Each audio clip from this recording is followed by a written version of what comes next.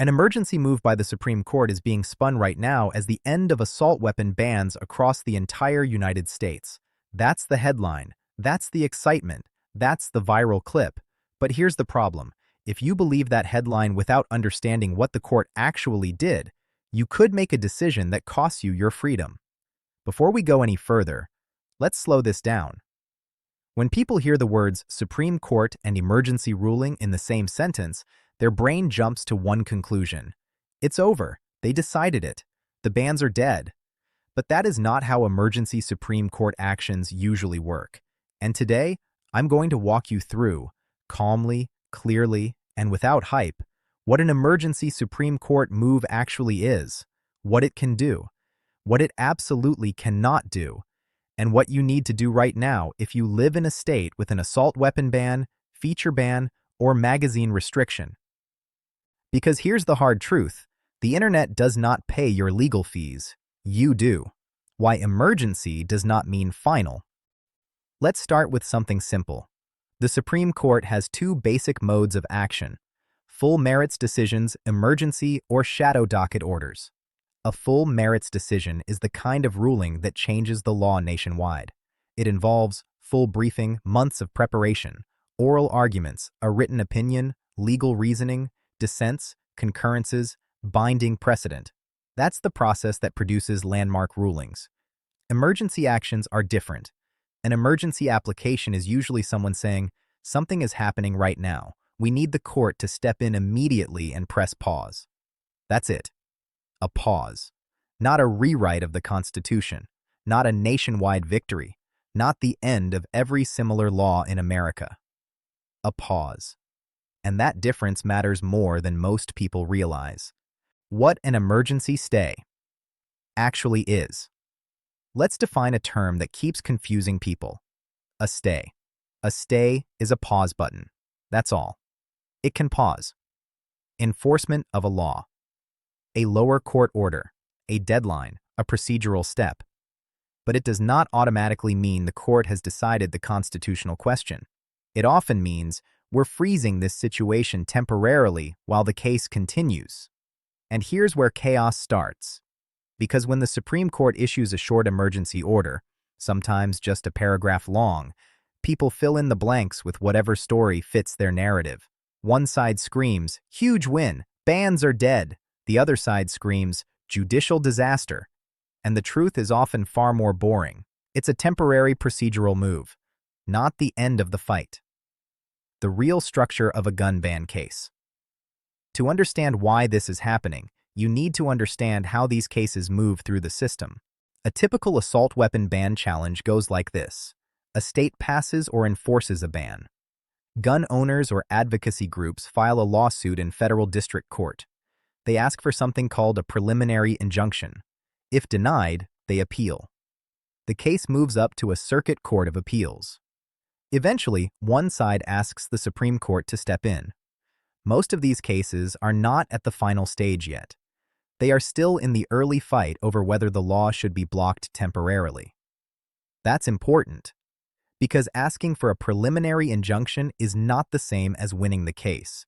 It's asking the judge, while we argue about constitutionality, can you stop this law right now? And courts don't hand those out casually. The four-part test courts use. When someone asks for a preliminary injunction, courts apply a four-part test. The challenger must show likelihood of success on the merits, irreparable harm, balance of equities favors them, public interest supports blocking the law. That means even if a judge thinks a law might eventually be unconstitutional, they can still refuse to block it early if the evidence is incomplete. The record isn't developed. The state argues public safety concerns. The harm balance is unclear, so you can have a situation where gun rights advocates believe they're right. And the court says, maybe, but not enough yet for emergency relief. That is not a final defeat, but it is also not a nationwide victory. The biggest misunderstanding right now. The most dangerous misunderstanding spreading right now is this. If the Supreme Court touches the case, the bans are over. No. If the Supreme Court grants an emergency stay, that can change enforcement temporarily. If the Supreme Court grants certiorari, meaning it agrees to hear the case, that just means we'll decide this later. It does not mean, congratulations, everything is legal today. And that misunderstanding can create felony charges. Real-world scenario number 1, the early buyer. Let's say you live in a state with a rifle ban. You see a headline, Supreme Court emergency move ends assault weapon bans nationwide. You think, finally, it's legal again. So you order a banned rifle online, buy restricted magazines, transfer something privately, post a range photo publicly. But your state law never changed. The Supreme Court order was procedural, or limited, or applied to another state, or paused only enforcement for specific plaintiffs. You acted on a headline. Now you're facing charges, not because you're reckless, but because you believed a simplified narrative. Real-world scenario number 2, the traveler. You live in a free state. You travel to a banned state. You assume Supreme Court fixed it. You transport something across state lines. You get pulled over for a traffic violation. The officer sees what your destination state still considers contraband. You say, the Supreme Court ended the ban. The officer says, the law on the books says otherwise, and now you're explaining constitutional theory in the back of a patrol car. That's not a position you want to be in. Why nationwide is often misleading. The word nationwide gets used because it drives clicks. Sometimes it's accurate, but only after a full merits decision that clearly resolves a constitutional question. Emergency orders rarely do that. They are usually narrow, procedural, temporary context, specific. They may influence other courts. They may signal direction. They may increase the odds of a future ruling. But signal does not equal immediate legality. Why assault weapon? Ban cases are so complex. Courts are wrestling with several core constitutional questions. Are these firearms protected arms under the Second Amendment? Are they in common use? What does common use even mean? Can states regulate weapons deemed unusually dangerous? What historical analogs matter under modern Second Amendment doctrine? These aren't simple yes or no issues. They involve competing expert testimony, statistical disputes, historical research, public safety arguments, technical definitions, and while courts debate those issues, enforcement often continues. The psychological trap. Here's something that doesn't get talked about enough. Emotional headlines create behavioral risk. When people feel excited, vindicated, angry, relieved, they act faster, and speed in legal gray areas is dangerous. The safest gun owners are boring. They verify. They read primary documents. They wait for clarity. They don't celebrate based on thumbnails. The SMART checklist. For right now. If you live in a state with a ban, do this. Do not change behavior based on headlines. Find the actual Supreme Court order. Read what it applies to. Confirm whether it applies to your state.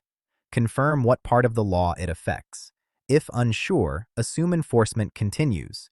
If you cannot point to a written order that clearly protects you, act as though the law remains in force. Because in a courtroom, screenshots don't matter.